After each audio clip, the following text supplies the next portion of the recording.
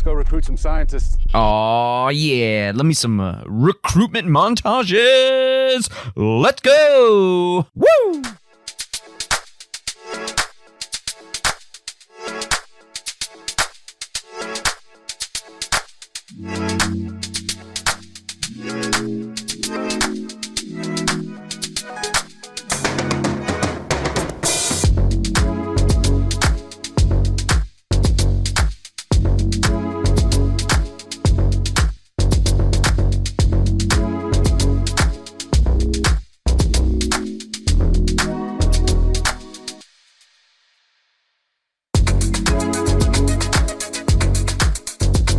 Hey, everybody, and welcome to the Cinema Psych Podcast, the podcast where psychology meets film. I am your host, Dr. Alex Swan, and today we are going to jump into one of the more recent films. I know we spend a lot of time on the show talking about films of yesteryear, but today I want to get a film that came out this year, the same year as recording. Now, you may be listening to this in the future, which is cool, but we're talking 2023, recording in 2023. That film is Oppenheimer. Yep, that one. The one that came out this summer. I thought I needed to get on this one on the show pretty quick. Later in this calendar year, we're going to get the other half of Barbenheimer, so stay tuned for that episode. Barbie coming up in a few months, at least for those who listen as these go live. For those in the future, you probably saw that there is a Barbie episode. Anyways, back to Oppenheimer. Okay, so this is Christopher Nolan's next movie, his most recent movie after, Tenet came out. And then before that, we have a lot of other movies like Interstellar, so on and so forth. Inception. This one, I think, takes him back to his roots, a character-driven drama surrounding real-life events and real-life people.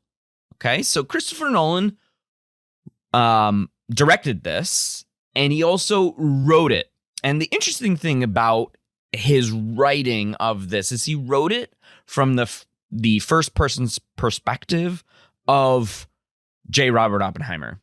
He wrote it as if I walk into the lab, I meet General Leslie Groves. These kinds of writing, where most of the time is written from a third-person perspective. You've got character A saying something, character B, and so on and so forth. Christopher Nolan wrote this as J. Robert Oppenheimer, or at least a fictionalized version of Oppenheimer. It's based on the book by Kai Bird and Martin Sherwin, which I think is really cool. It's a biography of Oppenheimer, and you do see some of the historical influences from this biography, which I think is interesting. Now, of course, it is a biopic, and it is a fictional biopic. It's not a documentary about Robert Oppenheimer. It has fictionalized elements, of course, so not everything is going to be as exact as they appeared in the movie. And, of course, there's really nothing to give away in this. I don't think we're going to be spoiling anything, my guest host and I. So, if you're a fan of just, being surprised, then I suggest go watch the movie. I think it's still in theaters, but if not, wait until you watch the movie and then listen to the rest of this episode. But if you're not, if you don't care, again, there's nothing really to spoil. A lot of this stuff happened in history, and you can read about these historical events, right? You can read the book written by Bird and Sherwin. So, just keep that in mind as you're listening to us. And if you haven't seen it, but you just want to listen, that's fine too. Maybe you'll go find some historical pieces of information that you thought were really interesting, and go and do a little bit of learning about the Manhattan Project and the events both surrounding the Manhattan Project and then the events afterward. The bomb drops on Nagasaki and Hiroshima notwithstanding, of course, those are talked about frequently. Cast of characters here. Oh my God, this movie has everyone. Cillian Murphy plays J. Robert Oppenheimer, and he does an accent. Of course, Cillian Murphy is Irish, but he does this accent that I think he's trying to base on the many interviews post Manhattan Project and Trinity Test of Robert Oppenheimer being on the news, him saying the famous quote about now I become death, destroyer of worlds. I think he was trying to model it. I don't know how close he gets. I was captivated by it, but I know that there is some chatter about him having a really weird accent. So leave it. I'll leave it there. He did captivate me though. Emily Blunt plays his wife, Kitty Oppenheimer. Robert Downey Jr. plays Admiral Louis Strauss. Now, his name is spelled Strauss, but this gentleman went by Strauss as to reduce the Jewishness of his name, and he has said so in his later life that he preferred to go by Strauss because of this aspect, right? Alden Ehrenreich plays a Senate aide to Louis Strauss, who is going through a confirmation hearing in part of the film. And Scott Grimes plays his counsel. Jason Clarke is in the movie. Tony Goldwyn is in the movie. James Darcy is in the movie. But some of the good scientists that we need to know about. Okay, so Kenneth Branagh plays Niels Bohr, of the Bohr model. Let's see, who else do we have? David Krumholtz plays Isidor Rabi. Matthias Schweighöfer plays Werner Heisenberg. We only see a tiny little bit of Matthias, but you know what? Who cares? So we got some Heisenberg, and that's all that matters. Josh Hartnett plays Ernest Lawrence, a physical experimental physicist. And we're probably not going to talk about him that much in this, but let's just say this was a great later career turn for Josh Hartnett. I really enjoyed it.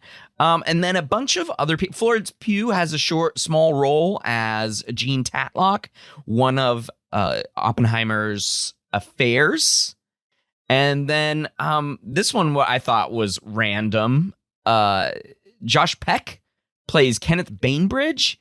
And then Jack Quaid plays Richard Feynman. I'm like, what? Benny Safdie plays Edward Teller. You see a ton of people in this movie. And then finally, to get the great Matt Damon in here, plays a hardened Leslie Groves, who makes jokes about killing people, you know? Or at least 86ing them and getting them, removed from this earth, we'll say.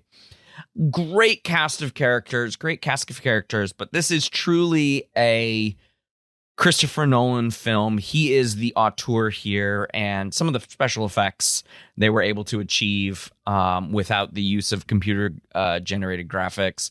The explosion and the mushroom cloud from the Trinity Test, I think, were some great visual effects. Had me on the edge of my seat.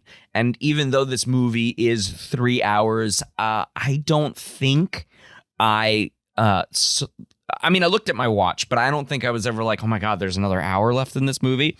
No, because it goes back and forth, and it goes back and forth between two time periods. And while it might be confusing in the beginning, going back and forth with these two time periods, I think it becomes clearer as you go through it. I know that Nolan's nonlinear storytelling does bother some people, but man, once it gets going, it is so good. It is so good. Now, I do enjoy my Christopher Nolan films because they are true spectacles, true cinema, in my opinion. I know he's not for everyone, but you know what? We're going to talk about some psych concepts that are in this film. And I think some really useful psych concepts. So stick around for our guest and a discussion of Oppenheimer. My guest host today is Dr. Sai Islam. Sai is joining the show again after his first appearance last year discussing the MCU and leadership. You should definitely check out that episode. But if you're not familiar, Sai is the co-founder and vice president of consulting with Talent Metrics and associate professor of industrial organizational psychology at Farmingdale State College, Sai has over 15 years of experience providing data analytic training and organizational development support to organizations in a variety of workplace settings. His consulting work was recognized by the Society for Industrial Organizational Psychology, SIOP, for those in the know, when he won the Scientist Practitioner Presidential Recognition Award for his focus on science-driven practices in training and talent development. Sai, welcome back to the show. Good to be back, Alex. I'm happy to have you back on. I had fun last time talking about the MCU, and I know we're trying to talk about 20 plus movies, and now we're only going to talk about one. So before we get into that, how has the last year been since we last had you on the show? It's been good, very busy. Gordon and I, we did a lot of promotion for the MCU book. Mm-hmm. We're currently working on another book, this time about Avatar: The Last Airbender and leadership. Not the movie, the TV show, just to clarify. Fair enough. That's a good clarification. Yeah, one is good, one is not so good. Exactly. So, yeah. And very excited to talk about, one of my favorite filmmakers today, which is Christopher Nolan. Yeah, and it's been, speaking of a current film, a pretty good 2023 coming out of the downed valley, we'll say, of the pandemic, right? Yeah, absolutely. This year has been really great for movies. Lots of good movies, starting with I think the first really great movie I saw was John Wick 4, which I enjoyed. Most people that know me know that I'm a huge sucker for action movies, and will just put one on if I'm grading. So if my students feel beat up afterwards, that's because I was watching some Tony Jaa eco waste movie while I was grading. So fair enough. But the one big movie that came out that's the most popular is the one I haven't seen yet, which is Barbie. Oh my goodness. And to pivot to our current discussion, I mean, Barbenheimer was the song of the summer 2023, right? Barbenheimer this, Barbenheimer that. It was free marketing for both movies. Yeah. Yeah, and it was strange because when both of the movies were announced, they were opening the same day, and I was but this is some weird counter programming. And I didn't think people would actually spend what was it, 5 or 6 hours in the theater hopping from one movie to the other. I mean, it's a lot. And they really brought it back and then immediately tried to kill the industry with the strike. So it's kind of funny that some people went and stayed in a movie theater for like you said, 5 hours, because I don't think I could do that. I don't think I've ever wanted anything less than to spend, unless it's one of those cushy AMCs that has the really awesome recliner chairs, but none of the theaters around me would ever get my butt in a seat for longer than this 3-hour movie. It's a lot. I mean, the one time that I stayed in the theater for about 4 hours was when I was a kid. My dad and we went to see Indiana Jones and the Last Crusade, and we were late, so we missed the first hour of the movie, and so my dad was like, "Let's just stay through the next showing," and we did, but it was 4 hours at the theater, so I have never heard of that. We're an hour late for this movie, so let's just stay for the beginning part. I love it. All right, let's pivot to this 3-hour film. Our discussion of this is actually, the funny thing is that later this year, I'm going to have another guest on to talk about Barbie. So this is the year of weird programming on Cinema Psych. Instead of old movies that everyone's been using for decades in psych classes, nope, let's bring in the new crop. So this one, Oppenheimer, Name of the Man, the real man, directed by Christopher Nolan, his brainchild, if you will. So I wanted to ask what your initial thoughts were on the film, just in general, and what you liked, what you didn't like, and then we'll jump into some of the psych concepts that are fairly apparent, I think, in the creation of the team that goes to Trinity site and, the Manhattan Project in general. And then some of the psych concepts. And of course, as an IO psychologist, you're going to come at it from an organizational point of view. And for some reason, I like that on this show because I get to learn something that I didn't get as an undergrad or a graduate student. So initial thoughts in the film. So I really enjoyed this movie. I have pretty much liked every Christopher Nolan movie except for Insomnia. That's the only one that I've been really like. I didn't love that. But for me, Oppenheimer is like all of the things that Nolan likes about movies, the things that he's made, all of that stuff cranked up to 11. And there's literally shots in this movie from like The Prestige. There's shots from Dark Knight Rises. Oh wow, I didn't know that. They're pushing in on the actual nuclear bomb, and I'm like, oh, this is exactly what he did in Dark Knight Rises. There's stuff from Batman Begins. There's specifically with Cillian Murphy, where when he was Scarecrow, he had this effect where the background was blurring. And that's in there. There's a couple of things from Interstellar. There's some stuff from Tenet. I mean, nobody goes backwards in this movie, but thankfully.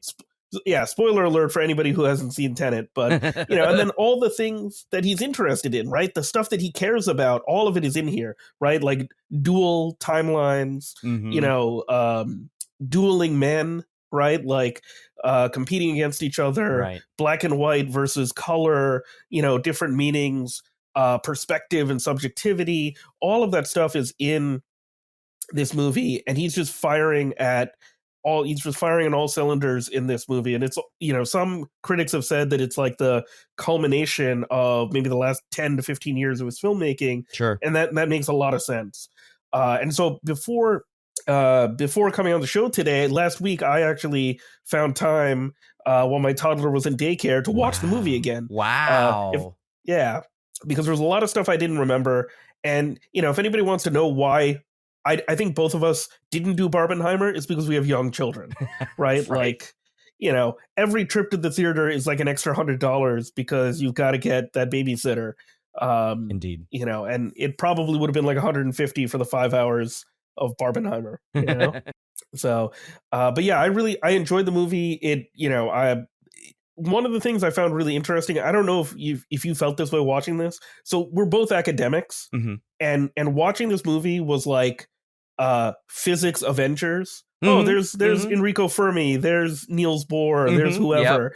And then, the classic version of what I thought the Academy would look like, it is in this movie, right? Like, I don't know if you felt that way, like watching it. I really was like, oh wow, this is what it was like back in the day. I felt very similar. Also, the reverence and deference paid to to Albert Einstein, right? As he was nearing the end of his career and his life, right? So you kind of felt that they were like, oh yeah, no, that's Einstein, and they're about to break what he wrote about, right? From a theoretical perspective. But yeah, it was definitely physics Avengers, and how much time Nolan gave to just like the mundacity of academic life. For sure. One of the funniest things about this is that the two biggest physics names were both guys who were like, I don't really like math.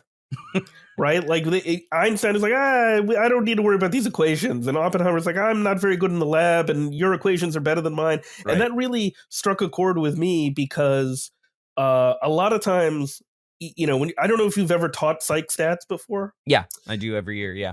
You do every year. So Yeah. you have that feeling of like, I'm not really a statistician, but you're going to learn enough to like do something with these numbers. Mm-hmm. And I was like, oh, I guess physicists have the same thing where they're the guys that are, they kind of understand the theory, but they're not great at math. And then you got the math heavy people in there.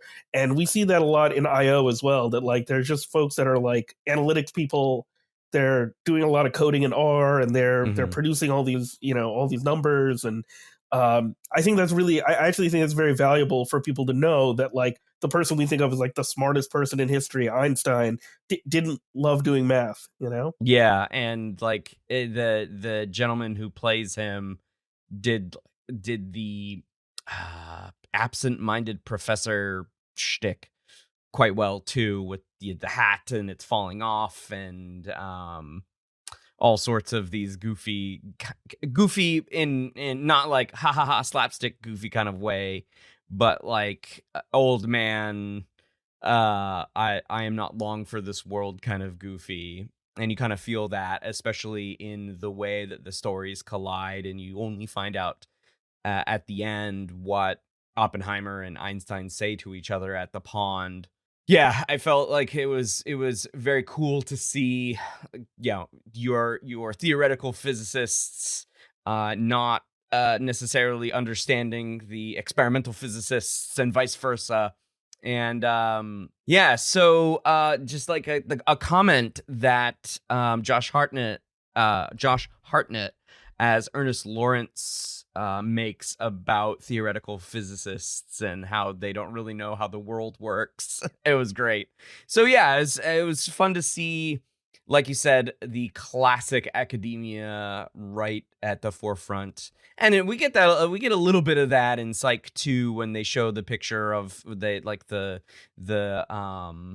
Titchener experimentalists conference where Titchener had all these people come, including Freud and everything. We get a little bit of that, but nothing big, heavy names. Was there anything about the movie that you didn't like? The biggest, the thing that I probably found lacking in the movie, but this is kind of true of films in general, is there's not enough time to really dig into like the ethical stuff. Mm-hmm. There's not a lot of time to get a real glimpse of all of the characters. So, for example, you see Jean Tatlock, you get a little taste of who she is. Mm-hmm. You kind of know that she has some mental health issues. You know that she seems a little off-putting as a romantic partner, but there's not a lot of depth to that. But that's something that happens with movies in general, right? Movies play around with so much of sleight of hand. I could have sat through like a 5-hour cut of the movie. I'm sure there is one. I'm sure there is one, but apparently IMAX cannot go past 3 hours. So 70 millimeter IMAX, they cannot, like the actual film thing, they can't make a movie for more than 3 hours, and he hits exactly 3 hours. I love it. Yeah, probably cutting bits here and frames there for hours upon hours. Filmmaking. Just an editor with a cigarette in his mouth, just like, I gotta find a frame here. Ooh, gotta find a frame here.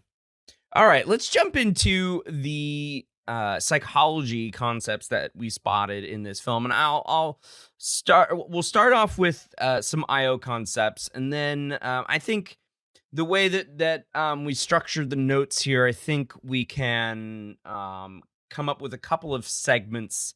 One about the teams or I should say the team in general, the folks that worked on the Manhattan Project. And of course, for filmmaking purposes, this isn't everyone that worked on the Manhattan Project, but it is a good portion of the folks that were at Trinity site in Los Alamos, New Mexico.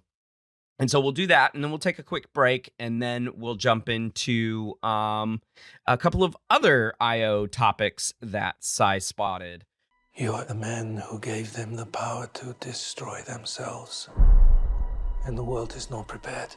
Okay, so for this first segment, let's talk about this team that Leslie Groves comes, the general played by Matt Damon, comes over and has an interesting conversation with Robert Oppenheimer. And in this scene, Robert Oppenheimer tells him that you're going to make me director of this project, and if you are a smart person.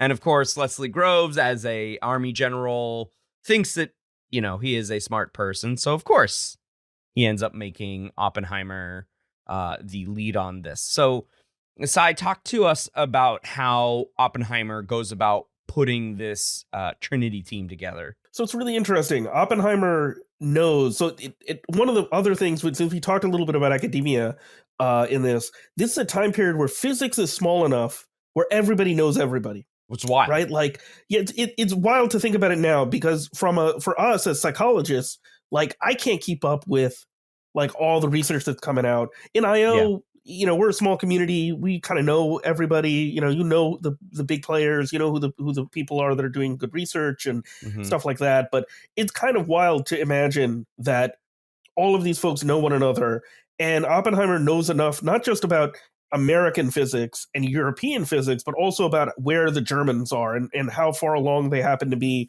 in their own project. Right. And to the point where he can tell Leslie Groves, like, hey, here's what we need to do. Here's what we have to do. And he creates this plan for distributed teams. So when we think about teams, a lot of times we think about a single work team. This movie is about multi-team systems. Yeah. So if you're an IO psychologist, IO faculty member, you're looking for an example of multi-team systems. What Oppenheimer describes is exactly a multi-team system. And it's not just a system between scientists, it's also between the military. Right. And so you get to see the variety of ways in which teams can be structured, how they can kind of communicate with one another. And Oppenheimer, he does this pretty often, where he is able to have this sort of vision of what something should look like. And I don't know how long he might have been thinking about, doing everything in Los Alamos, his like favorite place growing up. But he basically figured out that there would be different teams focusing on different topics within the build of the bomb, and that they would all meet in Los Alamos when it came time to do the Trinity test. And what's interesting is when we usually think about work or people working together, we imagine that a leader or manager has to like poke and prod and push people to do work. That's not really the case with academics, especially high-level academics like the folks he's dealing with. Right. He's dealing with the smartest, the brightest, the best, people who have enormous amounts of leeway in the way they do their work. Sure. Right? Like, if you're a tenured academic or if you're well-known, what are you going to say? There's a moment in the movie that like really floored me because I hadn't really thought about it, but when they bring Niels Bohr in, and Leslie Groves is like, well, why do we need Niels Bohr? And Oppenheimer's response is, who do you know that corrected Einstein? And there's like nobody. He's the one guy. And then how are you going to manage somebody like that? Somebody who is literally a genius. And one of the interesting things you see is that Oppenheimer lets people kind of like do what they want. Right. And this is like way before Google or Apple or any of the tech companies started doing stuff like this. But he has this conflict with Edmund Teller, who eventually goes on to create the H-bomb. And Teller is basically like, I don't care about this. Your bomb's not big enough. I can build a bigger one. And Oppenheimer's like, okay, let's spend an hour a week talking about that. And I'm just going to let you do whatever you want. Like, when you usually think of work teams, that would never fly. But in academia, with the smartest people, with the biggest minds in the world, you can't corral those folks through discipline and through orders, which is what Groves uses as a military general. He's like, build him a town. Like, okay, I guess the army's going to build him a town. Right, so these are all like so cool, right? To think about that all these differences are there, and all the cool stuff that people are able to do in this type of setting, and it's all just part of the DNA of this movie. Yeah, and you see quite a bit of it here and there throughout the movie. I want to specifically go back to Teller in this movie, because there's a bit of added conflict there for storytelling purposes. where Teller, as you said, is like this, you can definitely do a lot more with hydrogen than you can with plutonium or uranium. So let's work on that. And Oppenheimer says, we don't have time. We don't have the time to do that. We're working with this radioactive material first. And rather than lose Teller on the team, and of course, we're talking from slightly ahistorical events here, right? Let's also add that disclaimer here again, that not everything that is in this movie happened in real life or happened the way that it is shown in the film. And so he has, Teller's like, I'm ready to quit. I want to go home. I don't want to live here in Los Alamos anymore. And it's like, all right. Stay put, let me leave. I won't let you leave. Help us build the A-bomb. And then, we'll talk about how you can build the H-bomb in a quicker way, right? Because we end up getting to the H-bomb not very long after we drop the atomic bombs on Japan, which is for Teller. I mean, it's just like, whoa, bro, calm down. Do you want to make a bigger bomb? Damn, dude. Yeah, he's about that bigger bomb. And what's really interesting is that's the beginning of that ethical consideration. Yeah. For Oppenheimer, right? And for psychologists, right, we're always concerned about ethics in our research. Mm-hmm. Thankfully, I don't think anybody else, any psychologist is working on a bomb ever at any given time. I hope not. But we do, I mean, maybe my research bombs because of Reviewer 2, right? Right. Yeah, exactly. But we're not building those types of things. We have the potential to harm people, but we take that consideration very, very seriously. Mm-hmm. And it's really interesting to see that ethical consideration in a different science where they can literally blow people up. And, the kind of trade-off that he's making is really interesting, right? He's saying, well, the Nazis cannot have this. Mm-hmm. We need to beat them. Mm-hmm. And then it escalates beyond that, even though his justification to himself is Oppenheimer's like, no, after we see what this can do, there's no way we can continue. Mm-hmm. And little does he know, no, we can keep going. Yeah, because after the Nazis, we can't let the Nazis have this. We can't let the Soviets have this either. That's right. Yeah. Right? As we pivot to the black and white and Louis Strauss debacle, right? So there's this constant like one-upsmanship that's going on in this, and I think it's fascinating that we get to see a little bit of that, and it's ratcheting with some of these individuals. Of course, Oppenheimer and these individuals as we go through. There was one thing that I noted in the movie, and I wasn't expecting this, but Oppenheimer wears a military outfit when he's first made director, and he's assembling this team, but he hates it. He doesn't like it.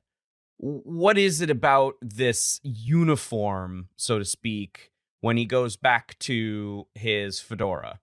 Well, symbols, in leadership research and organizational behavior, we talk about symbols a lot. There's symbolic, meaning to things that leaders do, especially project heads and things like that.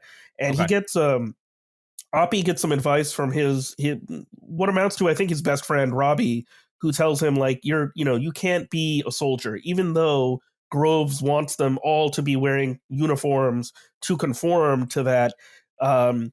Robbie, it has a lot of wisdom. He says, like, these folks are not soldiers. They're never going to be soldiers. Yeah. You can't be wearing this uniform and pretending you're a soldier. You just need to be yourself. Mm-hmm. And that's where you get this sort of like Batman-ish suit up scene where he wears his suit, he wears his fedora, he got his pipe, and he's got the classic Oppenheimer look. Mm-hmm. And that matters because that's a demarcation for the scientists to know that, yes, we're working with the military, but we are not of the military. Mm-hmm. And you see that come up in different situations. I think you're going to talk a little bit about this, but in the ethical discussion that happens later on, where there's a group of scientists that are having this big talk, the military folks are not doing that. They're not sitting around and saying, well, do I really like these orders that I'm getting from the general? That's not their role. but the scientists are. Mm-hmm. And that's part of the demarcation between military and science. I like how they made that explicit in the movie. I like how David Krumholtz, as you say, he plays Isidore Rabi, and he explains this demarcation for the audience, because there's a lot of scenes in this movie that have no dialogue, and you kind of just have to watch people's faces, and most importantly, Cillian Murphy's face, as he struggles with not only the weight of this task prior to the Trinity test, but then the ethics of the task after they successfully test the bomb at Los Alamos and then drop the 2 bombs on Japan, and the aftermath of what that means for the world, and then his continued part of the Energy Commission, The Atomic Energy Commission, Energy AEC. Commission. Yep. And he's grappling with it the entire time. So let's go back to Oppenheimer and his leadership role, because you mentioned this a couple of times, but in the movie we see him interacting. So we talked about the teller bit, but we see him interacting with a lot of different people. Of course, he interacts with Groves most specifically, and then he interacts with all of the other. I think what the marketers thought was the thing that would get people into the theater, like, look at all the stars that we got for this movie, which is the part of the movie where they're assembling the team, right? And so once the team is at Los Alamos, what kind of leader would we consider, from an IO perspective, consider Oppenheimer? So Oppenheimer is really interesting because he actually does, he does a couple of things that we think of when we think about leadership theory. So in leadership theory, we can kind of break down activities of a leader into 2 different segments. Usually there's task orientation, which is keeping people on task, making sure they're doing their work. And then the second part is the relationship stuff. Kind of like, can we keep people, from hitting each other, from keep the team together. Okay. And you can see there's a lot of wisdom when he builds the Los Alamos site. For the Trinity test, he says, bring their everybody's got to be able to bring their families. They've got to have a normal life here. Right. So he understands that part of it. The part of, leadership that he doesn't really do as well with is really the political part, which is you see him constantly butting heads with Groves, and sometimes he wins, sometimes he doesn't. Right. Right. And that comes back to haunt him later on. There's, when he has this falling out with Admiral Strauss, there's a way for him to manage that relationship. And what he chooses to do is he kind of blows it up. He embarrasses Admiral Strauss in public, which is not really a great way if you're going to continue to work with this person, especially if they control your security clearance. It's probably not the best thing to do to anger them to that point. Yeah. And so you can see that he has his own limitations. There's a comment in the film where Strauss basically says that, he thinks that Oppenheimer felt like fame could protect him. That was the thing that was going to get him over. And I think he might have overestimated his ability to be this voice of science, to get people to listen to him, because, after he completes the task, he has all of this, he's completed the work, but he loses his influence. As soon as the work is done, as soon as the secret's out, that influence is gone. And so one of the things that he kind of banks on is this ability to have referent power. Right, there are different types of power that leaders can have. Okay. He thinks that he's going to have the respect of the American people and the politicians. Right. What he finds out later on is, sorry, buddy, it's over. Yep. We got what we needed. We're going to do whatever we want. And all the decision making or the influence that he tries to put over on policy later on doesn't seem to really be working very well after the Trinity test, after the bomb is complete. Right, because at that point he becomes just one opinion in a larger set of opinions, where the men on the committee, the AEC, as we identified, is a group, and they make recommendations to the administration, right? And so it's not like they're back at Los Alamos making, or Oppenheimer is making those hardline decisions, or doing this, doing that, or even, comparing it to all of the military folks on there. The Russians have a bomb. We're supposed to be years ahead of them, but Data indicates it may have been a plutonium implosion device. like the one you built at Los Alamos. There were rumors of espionage. Unsubstantiated. Los There's no Alamos. proof there was a spy at Los Alamos. How many people were in these open discussions? Too many compartmentalization was supposed to be the protocol. We were in a race against the Nazis. Now the race is against the Soviets. Not unless we start. Pivoting there, I think that's a good segue actually into my world here, which is bias and specifically group bias here. Groupthink was something that I was thinking of, and I don't know if this is a blessing or a curse now that I've spent so much time thinking about biases for my Wonderium course, but I just see them everywhere now. It's probably going to be a curse. So in the movie, the things that I spotted regarding the group dynamics were quite interesting. For one thing, as you said, we've got task teams, basically, right? You three work on the casing for the bomb, right? Which is really cool. They show how it gets put together in the movie. I've never seen that before. It's really awesome. And then you group over there, you're going to be working on this thing, and then they come together, which is great because it allows for lots of voices to then come together for the bigger, so to speak, voice, and prevent things like groupthink from happening. So actually, I just want to say that before I go too far, I want to say that the movie does a good job of showing how to prevent group bias here, which is great, which is contrasted in what I saw with how Struss ran his meetings. He was very glib, and I don't know, I want to say dismissive of a lot of different voices. He was very upset in the one scene where he was being pulled from a banquet, I think, and was just very upset at learning that the Russians had access or had made progress toward an H-bomb. And then the one voice there that was kind of dissenting was Oppenheimer, but everyone else kind of went with what arrows as opposed to the olive branch Struss wanted, right? He wanted to make sure that the Russians didn't get access to this bomb. Absolutely. And one of the interesting things there is from a leadership perspective, he has power, right? He has like, he can punish, he has reward power, he can give you things, right? He can give you information, he controls your security clearance, he can control your access to resources, and he knows all of those things because he has all of this power at the Atomic Energy Commission.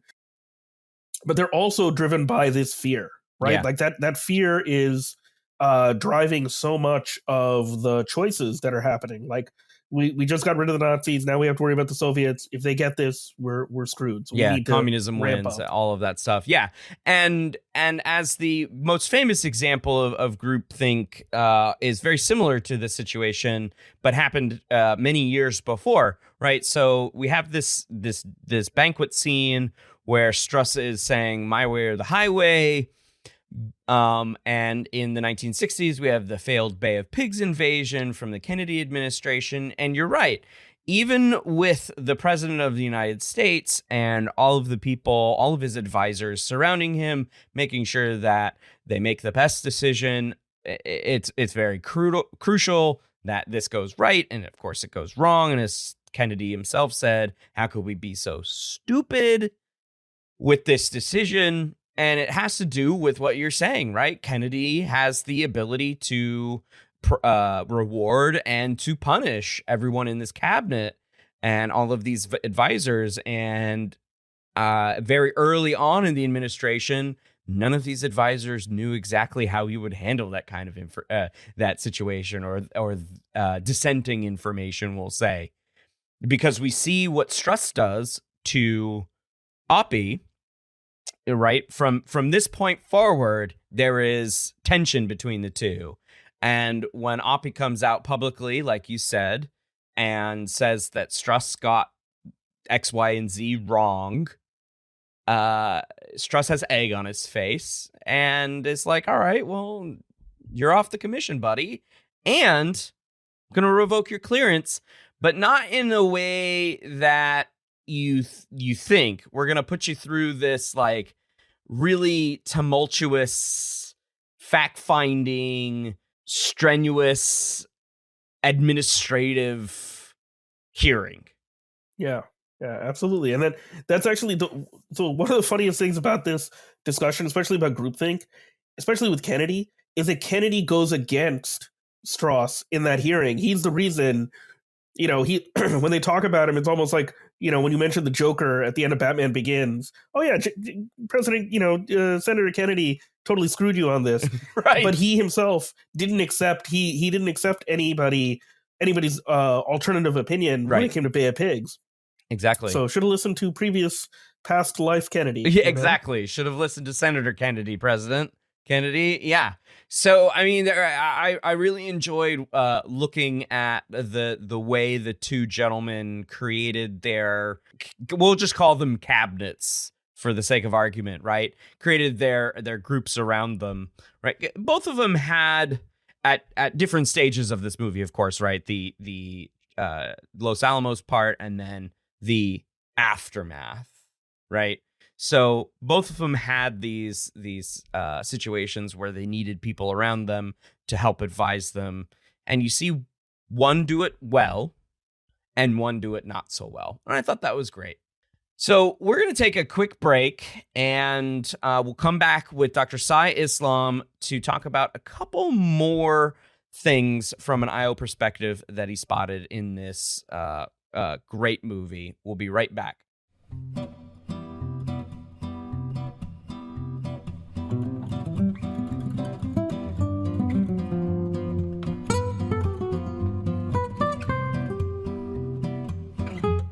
Are you a big fan of the Cinema Psych podcast? A connoisseur of the compelling stories and intriguing insights that we have on this show? Well, show your love in style with our premium podcast merchandise. Yeah, that's right. I've updated the podcast store from ultra comfy hoodies, perfect for cozy podcast binges, to sleek coffee mugs that add a dash of personality to your morning routine. Our merchandise store has it all. I've added so many new products, and it's designed to withstand countless listening marathons. There are a lot of episodes. I think you'll love them. But wait, there is more. Every week, there is a new promotion, turning up the volume on value. So keep an eye out for our exciting special promotions. Every other week, 15% off. In between, sometimes there's a special 25% off day. And then sometimes there's free shipping. It's the perfect way to score your Cinema Psych podcast merch for less. I'm excited to have expanded the merchandise offerings, but I'm really excited to say that new designs are coming up. And you can put these designs on all of the merchandise. So keep an eye out for new arrivals in the design section. So don't just listen, wear it, flaunt it, live it. Visit our merchandise store at cinemapsychpod.swanpsych.com/store to shop your love for the Cinema Psych podcast today. Remember, every purchase goes directly to supporting this show. And of course, thanks for listening to this show. I love doing it. Now let's get back into it.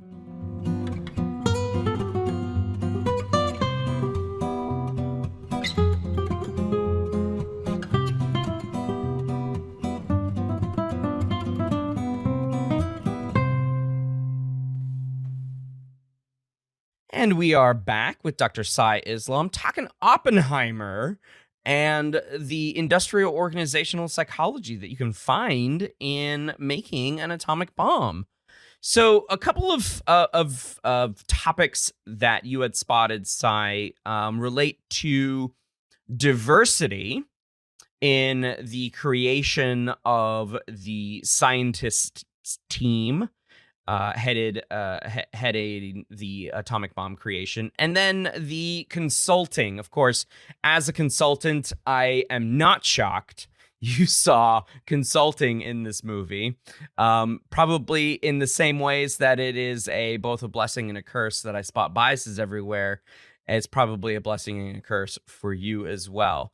So I want to first talk the diversity angle here, because we're at a time in the movie it's set. We're at a time when tensions are running hot between ethnic groups in the world, right? Not only just what's happening in Europe, but of course what's happening in Japan and the Pacific.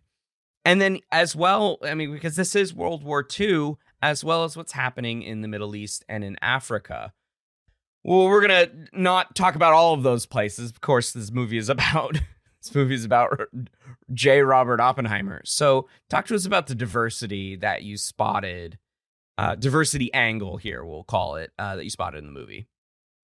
Well, there's some really interesting things here. One of the one of the most interesting from my perspective of, is that one of the big dividing lines between the Nazis and their very race conscious approach to everything and the Americans is that the Americans are more willing, not to say that they're willing to have everybody work together equally. At this time, that's definitely not the case, but they're more willing than the Nazis. The Nazis are. Oppenheimer makes this comment that, he's banking on the fact that Hitler is such a huge racist that even if he needs this weapon, he doesn't trust Jewish scientists to give it to him. And he's going to hamper their attempts to get materials, to get stuff that they need. And that is what really is the edge for the Americans to get ahead, to build the bomb, and to, ultimately to win World War II. And it's such a stark contrast. One really interesting thing I noticed in the movie as well is that there's a lot of diversity on the teams. There are women. Yeah. There are African Americans in the rooms where they're building the bomb or running experiments. Sure. They don't have speaking parts, but yeah. I like that was there because it made it clear that they have a place during this time period, that they're contributing to this effort, so that we don't forget that we had Tuskegee Airmen and other folks in those rooms. And so that's one of the things that we want to make sure that we're really clear about, is that we want to find the talent. As IO psychologists, one of our big concerns is we want to find the talent that we want, and we don't want demographic characteristics to get in the way of us finding that talent, right? And there's an example where Olivia Thirlby, she's playing Lily Hornig in the movie. She goes to get a placement in a lab, and they're like, "Hey, how fast can you type?" Yeah, and she's there to be a chemist, and he says, "No, come here. I need you to work in the lab to do this so that we can accomplish our goal." Right. And so little things like that, little microaggressions like that, can get in the way of teams performing effectively. But, Oppenheimer doesn't care. And his passion for this project is also rooted very much in his personal experience as a Jew, as somebody who, has experienced racism. He knows what could happen if the Nazis win. And he makes this sort of devil's bargain because of that. He says, well, I think I can trust America. I think I can trust the West to be safe with this. And one of the things that he kind of finds out is that maybe this is too powerful. Maybe this stuff is too powerful for him, for just one country to have it. Maybe everybody needs access to it so that we can, share in whatever this is, in this power. Yeah. So this is one of the most interesting parts of the film, that it's so explicit about the need for groups of people, disparate groups of people, to get together and work to solve big problems. Yeah, and I find that, like you said, I was not aware of the female presence at Los Alamos, and so I'm glad that that Christopher Nolan added that in And as you said, there were some black folks at that site, even though they didn't have any speaking roles.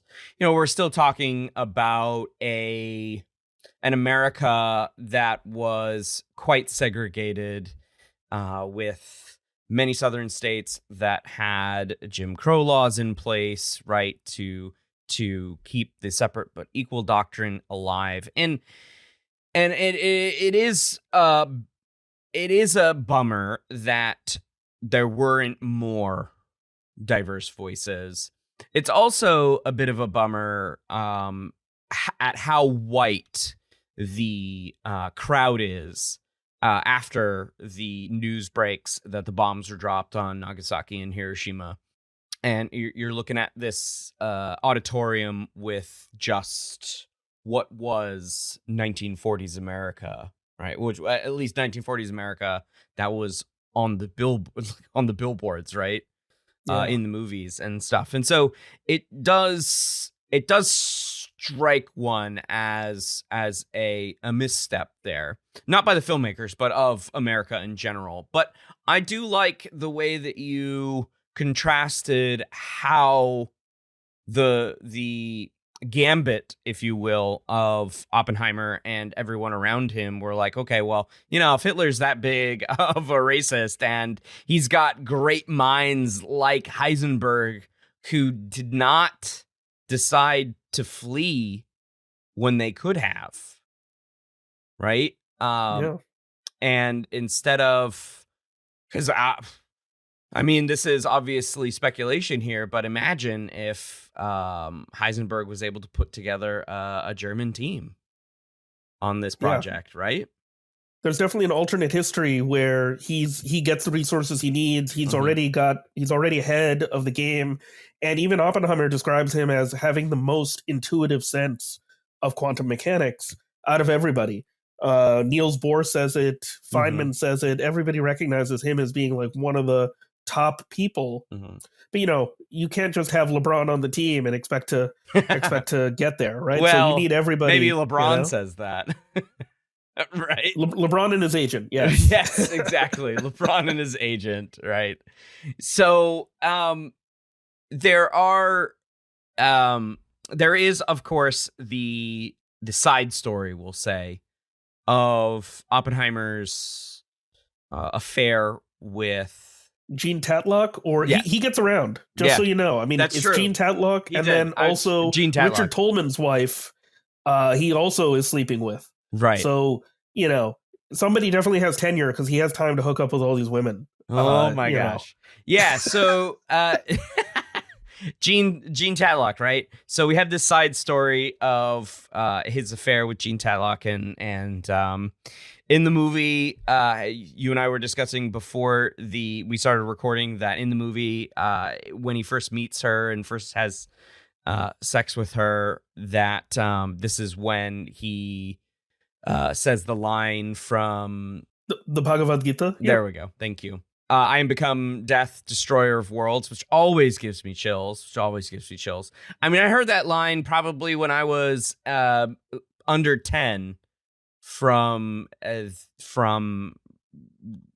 Oppenheimer speaking it. I was like, what the hell does that mean? But then I obviously got older and realized that it gives me chills every single time.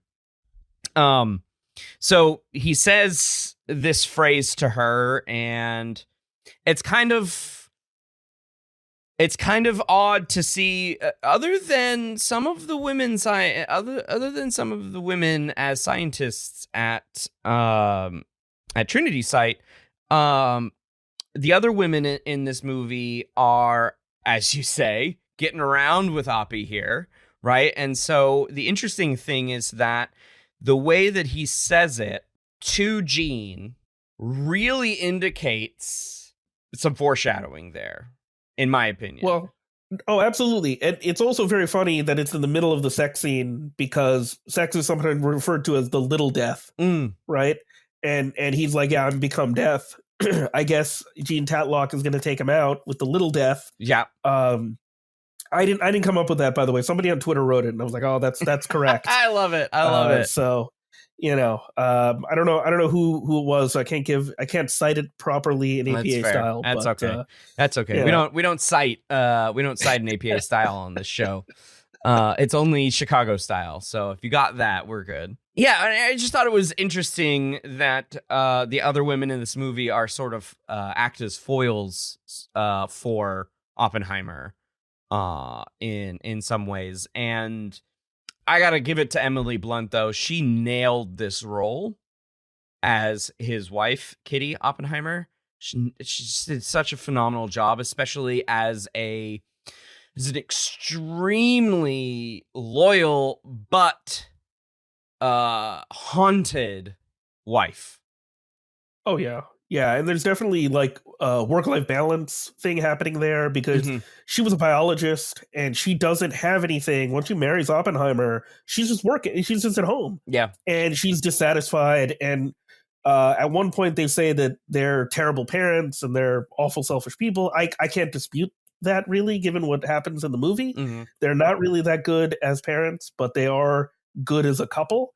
And she does a great job of showing this desire to fight where Oppenheimer really just feels like he just needs to get beat up, almost for what he's done. Yeah. That's the working theory that they have, that he doesn't really care about the security clearance anymore.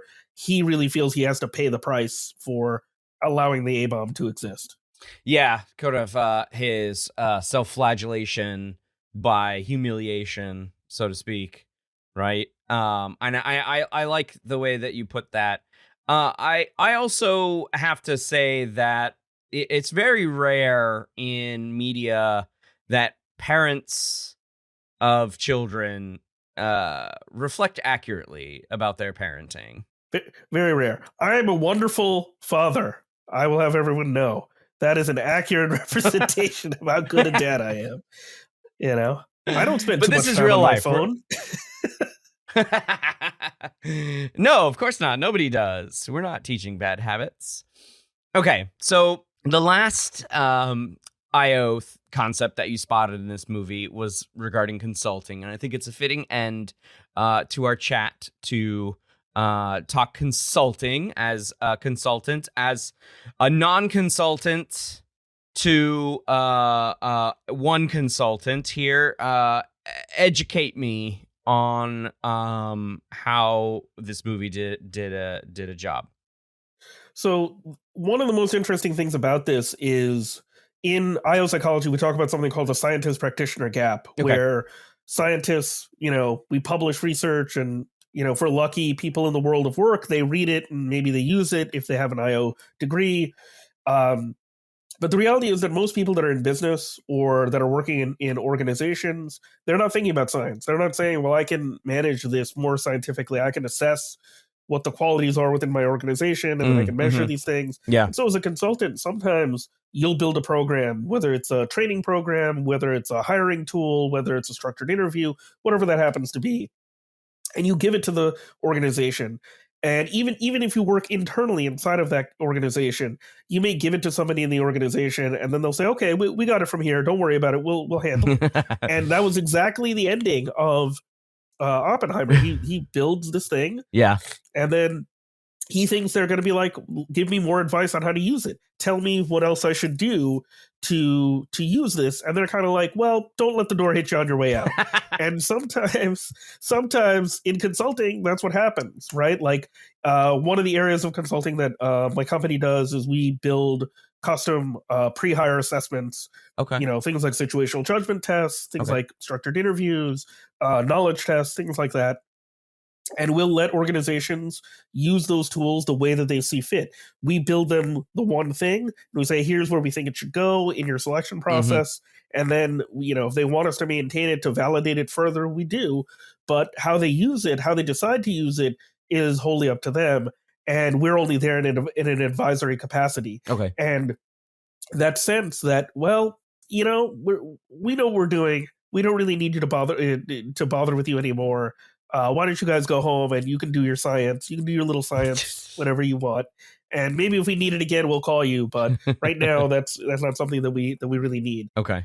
And it's also very interesting because certain parts of the government very heavily use IO psychologists. So the Secret Service, CIA, US Army, Navy, every division of the government has an IO psychologist working there that's doing this now, that's trying to build hiring systems, performance management systems, training systems Oh, interesting. to create peak performance. Gotcha. And even in those organizations, you might get that disconnect a little bit. But as somebody who works externally with organizations, you definitely feel that, where they're like, okay, thank you for whatever you built, and we'll use it however we want. And what we try to do, my business partner and I, is we try to get them to buy into the ideas of science and using these tools appropriately, so that they're making good decisions and they're not harming people within organizations, and they're actually getting the most out of the tools that we happen to create. Okay. So as you said in the movie, Oppenheimer's like, here's my gift. And the government's like, great, we'll take it from here and we'll see you later. But they do give him a role on the AEC, right? Along with Richard Feynman and a few other folks that we see, Ernest Lawrence and everyone. But they want to develop the H-bomb, as Teller wanted to do, but they also want to use the science for good, right? They want to create nuclear energy, right? Nuclear power plants, right? With uranium and power the world, right? Which absolutely.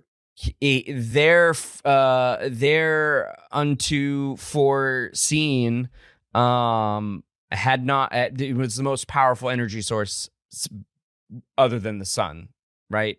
At that point we were using coal, oil, not very much wind. There was hydroelectric power, but this is an energy source that we've never seen before, and this could change everyone's lives. And even at that point, Oppenheimer is wary of this, right? And again, of a similar ilk, where, well, thanks for your input, but we'll take it from here. Yeah, I really think one of the things Nolan talked a lot about in the interviews prior to the movie was this idea of climate change. And I think a lot of climate scientists probably feel this way, where people are like, okay, you're warning us, great, but we'll figure it out. We're policy people, we'll figure it out. Thank you for your input on we need to hit these markers. Yeah. But they're warning everybody. They're giving them this warning. And, when Oppenheimer talks about people potentially destroying themselves later on, he's not just talking about, the atomic bomb. He's also talking about all of these other sources of energy and all of these things, all of this knowledge that humans have that could potentially harm us. And it's really interesting to think about now, because APA and APS, these organizations with psychologists, we're getting asked to create behavior change in people to, maybe not use fossil fuels, maybe to use other sources of fuel. And we're being asked to do that. And I don't know, are organizations listening to us? Are governments listening to us? Are people listening to us? Yeah. That's a really big question. Right. And do we have enough time to instill the behavior change? Oh, yeah. Oh, man. Favorite scene from the movie? I think the Trinity test, everything leading up to that Trinity test is so on point. It's so good. Everything just works really, really well. And then everything afterwards just feels like crumbling defeat after that moment of triumph. And that sequence is so good. It's an all-timer sequence, in a Nolan movie. And Nolan's got a lot of those. So that's true. I do agree. I would say my favorite scene is the bleacher gymnasium scene that I mentioned a few minutes ago, when they were all celebrating the triumph of the end of the war and everything like that. And just Oppenheimer going like, what have I done? What have we done? But also, what have I done? And not necessarily the beginnings of guilt. I think they show the buildup of guilt, but at that point, I think it culminates.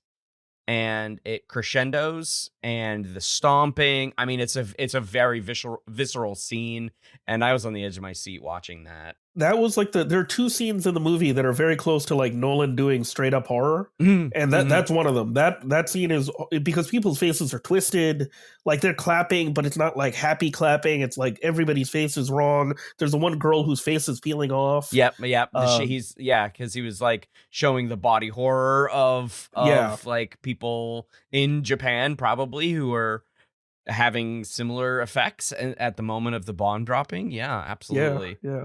And the other horror movie scene is when Gene Tatlock dies. There's the gloved hands. And that's like a Dario Argento Italian horror moment. The black gloves and killing somebody. So and the reason why Nolan put that in there, I was reading about this. The reason why he put that in there, and it was like 3 frames, right? Is blink and you miss it as far as like the speculation around her death, which was ruled a suicide in real life. And so the reason why he put that in there was because there was, I don't know if there is still, but there was some question as to whether or not she did kill herself. And and as far as like that being in the movie was to suggest that Jean was a security risk for being a member of the American Communist Party, an unabashed member of the Communist Party, and the fact that Oppenheimer was leaving Los Alamos to go see her more than once, and she's like, she's a distraction. Doesn't Groves make a joke early in the movie where he's like, "Oh, we'll just kill them." Right? Like he makes this joke. He's like, yeah, well, I'll just kill him. Don't worry. And then I think that's also why that line is there. Yeah. To kind of set that up. Right. Again, blink and you miss it, or like, ha, that's Matt Damon being funny, or being like dark funny. But it's definitely to set that up. But if you're not paying attention during that scene, you're going to miss those gloved hands. And it's wild. Yeah, I agree.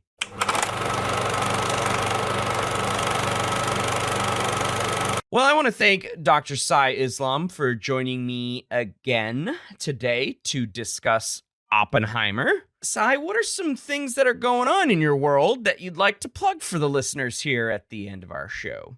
Well, if any of your listeners are interested in learning more about I.O. and pop culture, Dr. Gordon Schmidt has posted a little blog about Barbie and motivation. Okay. We've got some stuff about Secret Invasion and leader member exchange, really exciting stuff. So you can definitely check out the Talent Metrics blog. You can find me on LinkedIn and Blue Sky, apparently, and a few other places. So, feel free to reach out if you have any questions about that. But, we're plugging away on the next book in our leadership series. And then, hopefully once that's done, we'll get something else out there. Awesome. Well, thanks again for stopping by, Sai. I really appreciate it. And I had a lot of fun talking Oppenheimer with you. Thank you so much. Really awesome movie, awesome time being on the podcast. And, can't wait to hear some feedback about this discussion. And that's going to do it for this episode. Until the next one, thanks for listening.